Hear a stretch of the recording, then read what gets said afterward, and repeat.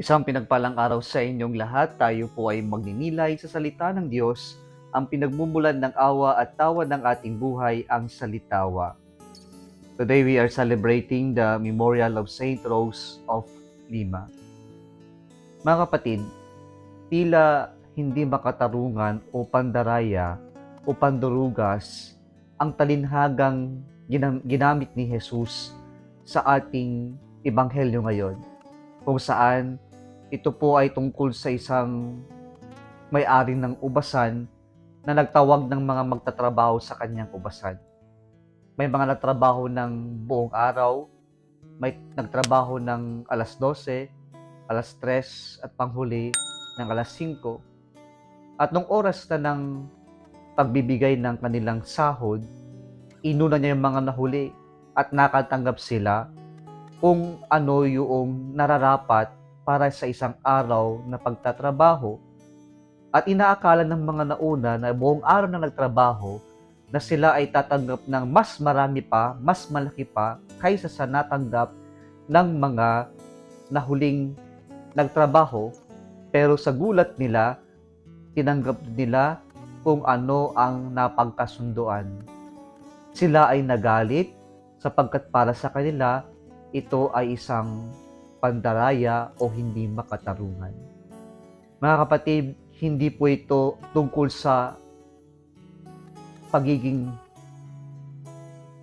makatarungan, sapagkat hindi ito yung issue, kasi po ibinigay ng may-ari ng ubasan kung ano ang kanilang pinag-usapan.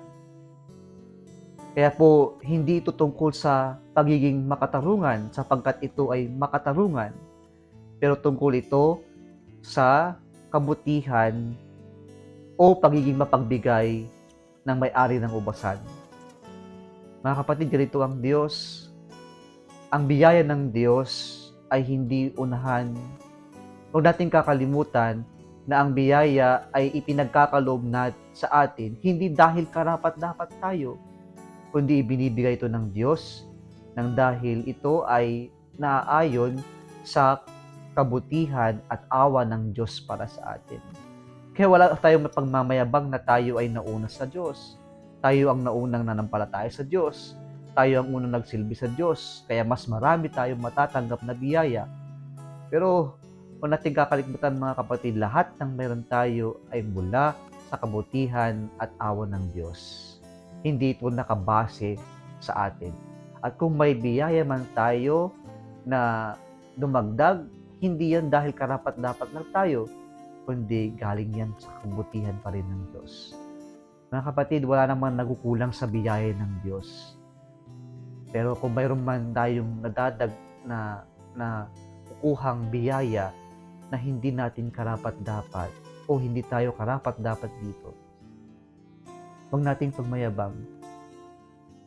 Sana po ang naging epekto ay maging mapagpasalamat tayo sa lahat ng biyayang meron tayo. Pero sana hindi rin ito maging basihan para i-delay natin, i-procrastinate natin yung pagsunod natin, yung pagtugon natin sa tawag ng Diyos.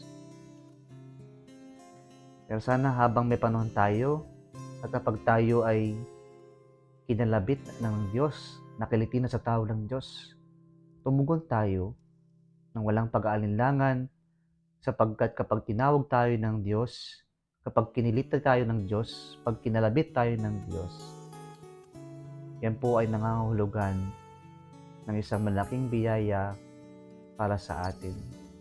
Nawa maging bukas tayo, yakapin natin at tumugon tayo sa paanyaya at biyaya ng Diyos.